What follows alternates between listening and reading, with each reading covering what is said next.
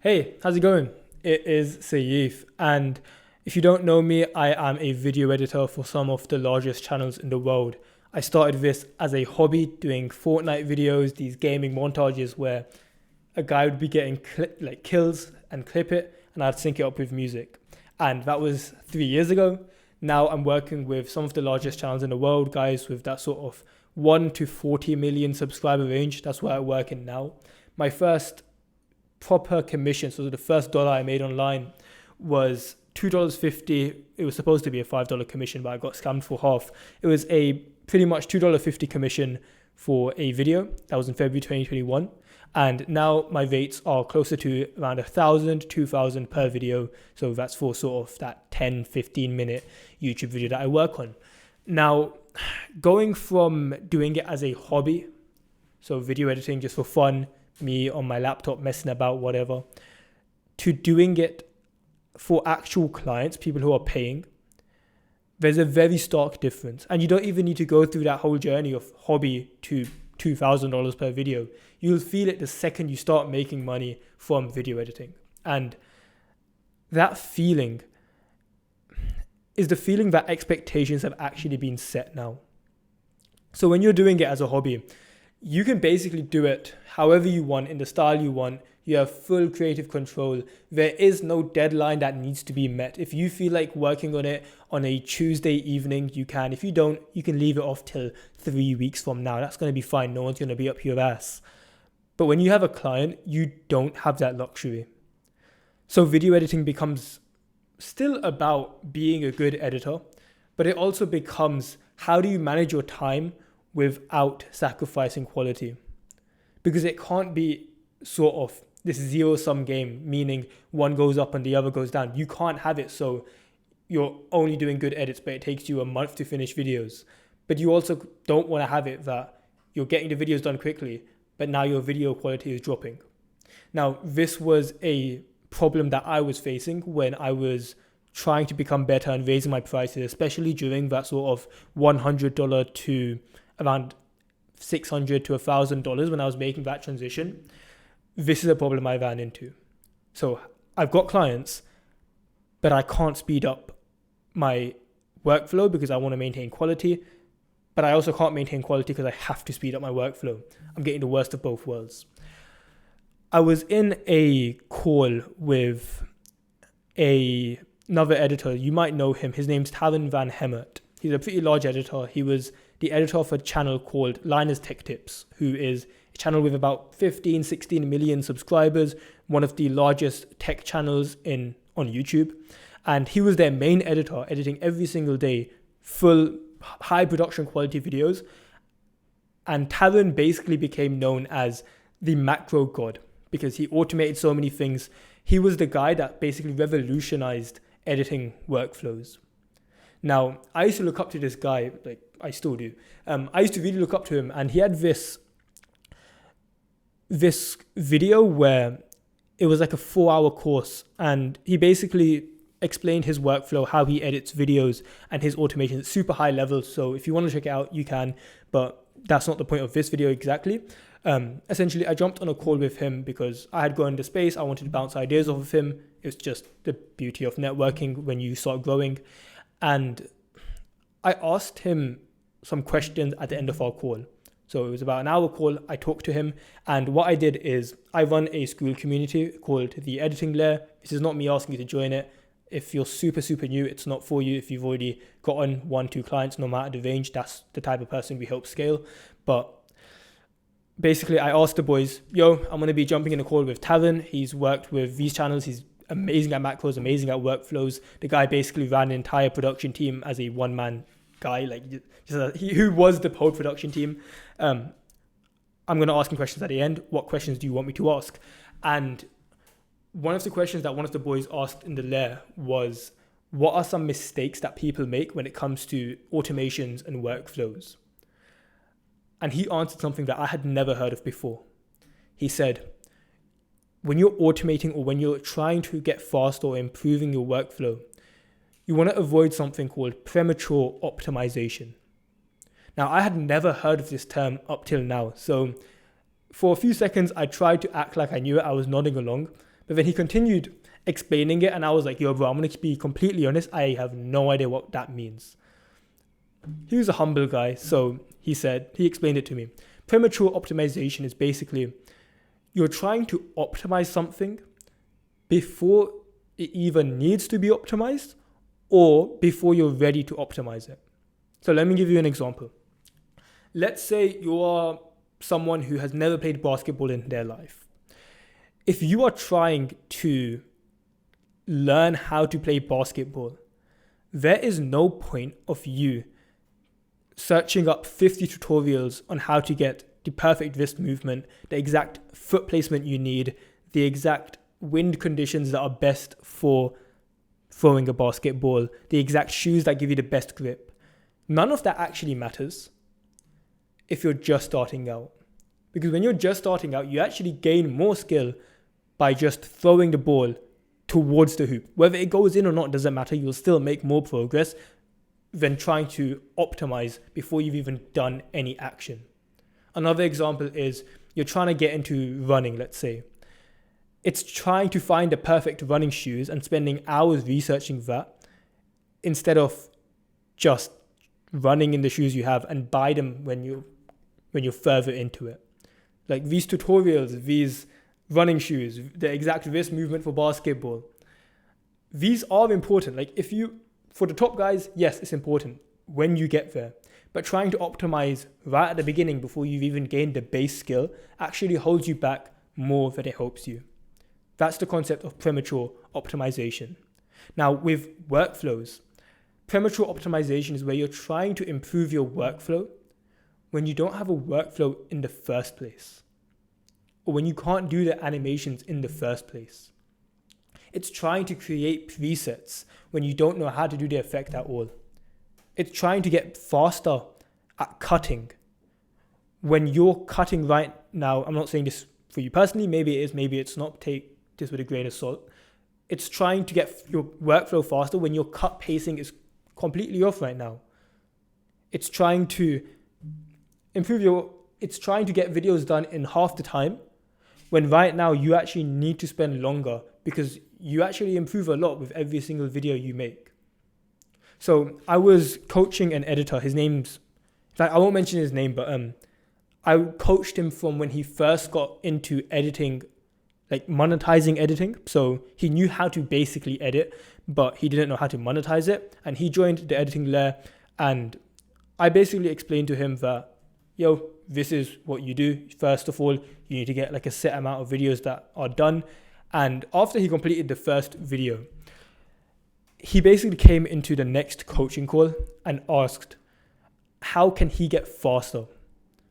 And I asked him a question, because when you have a broad question like this, as a coach, you always want to sort of delve into what the deeper question is, because how to get faster is a super vague question, right? I asked him, why do you want to get faster? I wanted to find out what is actually the problem here.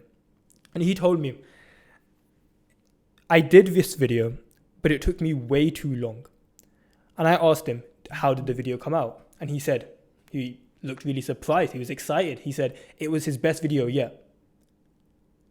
And I told him, you don't even need to worry about getting faster right now. Because if I asked you to do that exact same video again, imagine I gave you the same footage, I gave you the same assets, I gave you the same sort of instructions, and I told you to do the exact same animations that you've already done, how long would it take you? Would it take you the same amount of time? And he said, no, of course not. So it took him about a week to do the video the first time. And I asked him, if he did it again, how long would it take? He said about 2 days. I told him, that is completely normal. Trying to improve at editing will take longer than what you've already done in the past. Now, it's a trap that I see so many editors fall into, where they want to both learn new effects, learn new animations, do their video as best as possible, but they also want to do it as quickly as possible. Now, over time, over a longer time horizon, over the next 3 months, 6 months, a year, yes, you can have both. You can be both good at editing and fast. But in a shorter time horizon, let's say over one video, over the time horizon of one video, you're not going to be both pushing the limits of your editing and also being the fastest you've ever done. The first time you're trying something new, I want you to give yourself permission to be almost insultingly slower than you usually are. The first time you do anything will take a long time. Let's say that you edit on Premiere Pro or whatever software you use. The first time you used Premiere Pro, you probably took minutes just to learn how to import a footage and cut. If we fast forward to now, you can literally do it while your eyes are like pretty much closed. Like you could do it in your sleep if you had to. Is it the fact that you tried to optimize it while you were learning? Of course not. You didn't try to import a clip and also learn how to cut and also learn how to use the pointer tool. How can I automate using the pointer tool? It's like you weren't worried about that. You were trying to do it at all. Like you didn't know how to cut at all. Let's learn that first, and then we'll get better at cutting, and then we will improve how fast we are at it. It's the same thing, just scaled up throughout your entire career. So the first time you're doing a certain effect, a certain style, or just a certain caliber of edit, so you're trying something completely new, expect that it will probably take 10 times longer than you doing another type of animation that you've already done in the past. But here's the thing, if I ask you to do that animation again, let's say in the next video, you would get it done in like a fifth of the time. And then time after that, you half it. And then time after that, you half it again. Time after that, you half it again. And then what happens is this thing that took you so long, this crazy animation, this crazy caliber of edit becomes your new normal. And then what do you do when that becomes your new normal? You do it again. You learn something new. And when I say learn something new, a lot of the time, this is just giving yourself permission to try new things within an edit. So it's you have a slight idea and it's you trying it out, expecting that you'll probably mess it up, but at least we're going to give it a shot and continue as we go. So I have a prompt in an audio, which is the guy fell from a tree. Imagine the creator said that. Oh my God, I can't believe he just fell from a tree. And you want to animate this section. You can do what you normally do, which is you just subtitle it. Or you can think, hey, I can actually slightly visualize that. What if I brought up a PNG of a tree and then made the character actually fall out? And there's like a dust particles that come out as well that we can use as an overlay. You know what? I've never done that before. But let's just throw some PNGs down and see where this goes. And you might spend 2, 3, 4 hours just doing that. And you might look back at it and be like, I can't believe this took me 4 hours. But it is better than anything I've done before. I want you to be in those moments and say that is completely fine. Because if I ask you to do that same type of animation again, maybe it might not be, oh, he fell from the tree. It might be, he fell from the sky. Or it might be, I can't believe that he fell out of the boat. You can imagine it's the same sort of movement, right? You have something up high and the character falls. If that happened in a video in a week from now, it wouldn't take you 4 hours again. It would take you maybe 20 minutes, 10 minutes. But you wouldn't have been able to cut down that time if you didn't at first spend the exponentially long amount of time trying something new. And now, there's some editors that think, but I'm not getting paid enough for this. My client's paying me $20, $10, $50, $100, or maybe even a few $100, but for how much I want to do, they're not paying me enough. I just want to tackle that belief for a second. When I see editors who complain that they're not getting paid enough to try on videos, or I would do it, but it's just my hourly rate would go too low down. usually I catch up with them, or I continue seeing where their growth goes. And it's pretty much reliably always either non-existent growth or so much slower than the people that have the opposite mindset. The reason that the idea of, oh, but I'm not getting paid enough to try on this video is fundamentally flawed is that is literally the reason you are not getting paid enough. So yes, you can maximize your hourly rate for one video, and the next video you do is going to be at the same rate, and the next video you do, you might increase it by $5 or $10. But you don't see, like, what these editors who try to optimize for their hourly rate don't see is the opportunity cost. Meaning, if they just did a banger video, if they did spend an exponential amount of time on a video, knowing that next time it will be faster, but at least now there's something they've actually gained new skills, they also have a video that they can put onto their Twitter, that they can show on their social media, that they can put in their portfolio, ultimately attracting better clients. And if someone sees that you have better work, granted you have the client flow systems running, that is how you raise your prices over time. If you keep doing what you've been doing, because I'm only getting paid X amount, you will keep getting what you've been getting, the clients at X amount. And what you call this, it's actually on my phone. I'm using my phone to record, but I've got a wallpaper of essentially my principles of how I operate in editing and how I operate in life. The first principle on there is over delivery. So it's things like, over delivery, volume, hard work, give, just principles like that. The first one on there is over delivery. And all that means is you always exceed expectations with what you do. Over delivery is the client is paying you $100 or whatever you're charging right now, and you treat that video like it's genuinely worth 5-10 times more. Here's what that does. First of all, we have the sort of long-term thinking that most editors don't do, but the smart editors, hopefully you, because you're watching smart, like less brain-dead editing videos, you're actually watching stuff like this, where if you're able to think long-term, it's, I'm going to over-deliver on this video because I'm able to put it onto my portfolio, I'm able to put it on my socials, and that will attract better clients.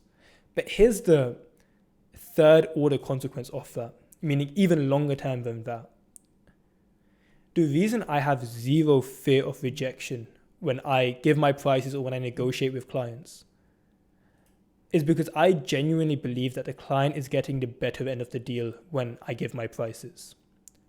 So I'll give you an example. There have been times in my editing journey where I was scared to raise my price. So I have a few clients, but I'm not happy with the amount I'm getting paid, and I want to get new clients at a higher price. So I go out, I do that. And when they ask me what my price is, like the conversation's gone well. We've talked about style, we've talked about deadlines, we talked about everything except for the price. And when the topic of price comes up, I get scared because I want to say 200, 300, so a little higher than what I was. But there was this tiny fear inside of me of even saying it. In fact, I had times where I would just not talk about price and try to bring it up at the end of the video, and they'd end up saying they can't afford it. So it wasn't that I got scammed. It was my fault because I didn't bring up the price. But like that's just to show how scared I was to talk about my prices. I don't have that anymore. And here's the thing. I was scared before to say a number as big as 200, 300. Right now, I can say numbers like 1,000. Honestly, even 1,000, just me saying that, it felt low. I can say around 1,500, 2,000 without feeling uncomfortable. And here's why. I fundamentally believe that my editing is good. And not just objectively, but in my head, I know how hard I work on videos. I know that when the doors are closed and no one's looking at me, I know how much immaculate care I put into every single pixel, every single keyframe I know I have worked on. I know that when there was a bump in the curve, when I created an animation and it just didn't line up perfectly by 2 pixels, I know I spent the 3.5 extra minutes just to move it exactly where it needs to go. Because if I left that there, sure, nobody would objectively notice, but I would know. Like, I would have to go to sleep at night knowing that I left that in, and when I watch the video back, I can see the bump. I can see the little jitter in the animation. I can see the one frame that bugged out. When you do over-deliver, when you genuinely exceed expectations with everything you do, when you forget about hourly rate, when you forget about, oh, I'm not getting paid enough to make this video good, you gain conviction in what you do. And nothing sells better than conviction. Because when you can speak to a client and you genuinely tell them, like, this is my price, and when they come back to you and say, hey man, it's too expensive, and you say, no worries bro, like, there are cheap options out there. Or when the guy asks, can you do this properly, or can you do this style, and you, just the way you type, the way you speak, you can tell that you know that you are genuinely in this for the long haul. You're not here to make a quick buck, but you actually care about your client. The funny thing is, in the short term, you and another editor who's thinking shorter term, you both make the same amount of money, right? So if we're thinking in terms of like first principle human behavior, there's actually a disadvantage to over delivering in the short term, because you're making the same amount of money, but you're exerting more effort in order to do it. And the human brain is essentially an optimizing machine to max effort, low pain, low effort. So same reward, same money, but more effort. It's like, that would seem stupid. As soon as you think even 3 weeks into the future, you don't even need to think that long term. Like, everyone says that they think long term until they actually need to. But if you just think like a month into the future, over delivery pays off probably like 3-4 times. And when you really get this right, it pays off in hundreds. Like, I can genuinely attribute probably around like $100,000, $150,000 to one video. That is the Sona Draws Stuff video, where I edited a video where she did an art challenge. It's still on her channel. If you search up Sona Draws Stuff and search her videos by most popular, the #1 video on there has about 5 million views. That was my video. Now, that video I took on, and when we were in negotiation, I set the expectation that it was going to take me about 1 week. Now, the reason being, I had edited a video for her before, and it took me a couple of weeks. So I'm like, hey, I'll get faster. I thought that I had reached my peak in terms of editing ability. That's why I said it will take me a week. But as I was editing this video, what had actually happened is, as I'm continuing to make new scenes, I'm continuously getting new ideas that I hadn't thought of before. Meaning that I thought that I had reached my editing capacity. But I, while in practice, realized like, wait, I actually didn't even know that I could do this. And that kept on happening again and again. And I kept extending the deadline again and again. And it wasn't because I wasn't working. In fact, every single day, even sleepless nights I was doing just for this video, it took me 3 months to finish this. Now, do I recommend spending 3 months on a video? No. But here's the thing. That video was objectively my best video that I had done. I had never done anything better, and on her entire channel, nothing had been seen like that. In fact, in the entire editing space, nobody had done that style. That became my most liked preview. In fact, it was my first preview to hit like above a few hundred likes. And here's the thing, it's not like, likes don't matter because you can game likes by just like doing a giveaway, and it's a retarded way to grow. But likes as in, the likes were actually from quality people. It was from creators that were actually willing to hire. And till this day, I still get inbounds. And when I ask them which post they came from, it's from that post. on my portfolio now, in my portfolio, you can see who I've worked with. That's still one of the videos that I use on there. You may have seen that exponential curve, which is like this shape. I don't know if the recording is the other way around. So it's basically like you start slow, and then it just blows up. That's essentially an exponential curve. And that's how business growth is. And my point of inflection, my point that everything sort of started blowing up, was those types of videos. Every time I see a huge amount of growth, it's always after a video where I spent an exponentially long amount of time. And the video, like if I worked out my hourly rate, objectively, if I just worked out the hourly rate for that video, I'm under minimum wage. I'm making like $2 an hour if I actually worked out the hours. But that allowed me to get so many larger and higher paying clients later. So the clients I work with now, so if I'm working on a per project basis, so like 10-minute videos, it's between 1,000 and 2,000 per video. Now, if I'm working on a day rate, which is only for one of my clients, I charge between like 600 to 1,000 per day. That is not for like a crazy amount of work, but it's because like I'm reliable. It's because I know what I'm doing. I know what works. I get paid like 1,000 per day for a few hours of work because I've locked in my workflow as well. Like I've gotten all these skills over the time. So now I can just work for like 3 hours and make like 500 to 1,000 quid. Do you think I would have been able to get to that point or get those clients if for 3 years before that I was like, I'm not getting paid enough, so I'll just do it however. I'm not getting paid enough, so I'll just like get it done as good as they need it. No. The way you get to these leveraged opportunities where you're getting paid more than most people believe that you should, you get to those leveraged opportunities by doing low leverage work. Because when you're new, when you're starting out, you don't have leverage. Leverage, it seems so beautiful. Leverage is basically you can do a small amount of work and you get more out of it. So someone that can make $100 in 10 hours has less leverage than someone that can make $1,000 in 1 hour. Example. You get to the position of leverage, not by doing the leverage task at first, because honestly, you don't have that opportunity. Leverage often looks ugly in the short term. It is looking through one curve of an animation and making it perfect. And doing that for every single animation on the thousands of effects just on one video.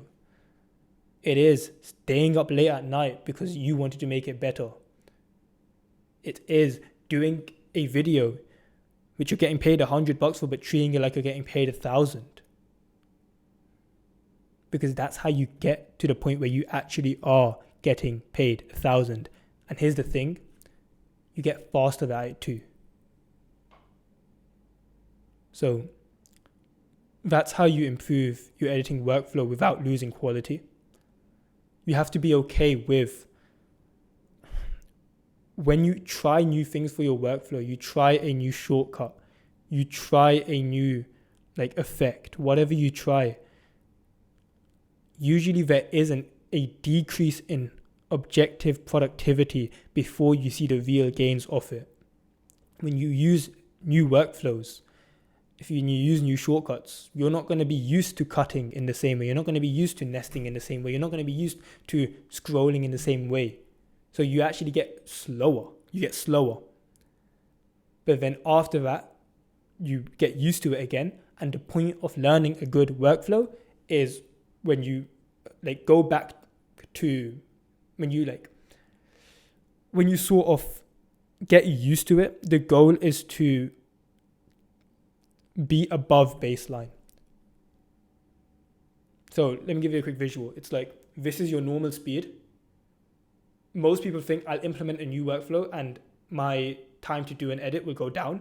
But oftentimes it's not just, I implement a new workflow, it gets faster. It's oftentimes you implement a new workflow, it takes you longer, and then it takes a shorter amount of time. Most people see this and they're like, oh, that thing doesn't work. Oh, the animation took me longer, therefore it must be bad. It's like, no, the animation took you longer because you're learning. And now that you've done it once, you like half it in time. And now the next time you do it, it just takes this much time. It doesn't take as long as you used to. And now you're going to try something new.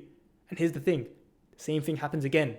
So it's like, be okay with that rise. And yeah, that's basically the video.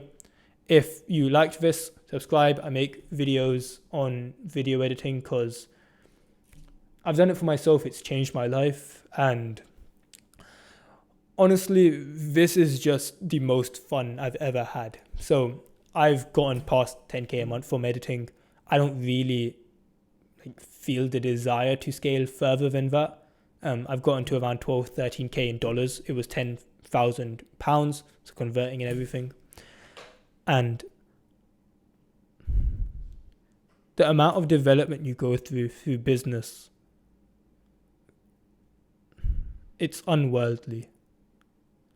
Like, to think that just a few years ago, I was sitting in my room on my PS4 on Share Factory making Fortnite videos, then doing it on a laptop that my dad got for school, which was so shit that I had to put it in a freezer just for it to render, like, because it got too hot. To then buying my first PC, grinding that out, then getting to 10K a month, and then buying like my dream setup. And now I literally like travel the world with my laptop editing. Like, I don't go to uni because of this. I don't work a normal job because of this. This is genuinely life-changing for me. And I've helped other editors do the same. And I hope to help more editors like you do the same. So if that sounds like something you're interested in, welcome to the club. And yeah, I'll see you in the next one.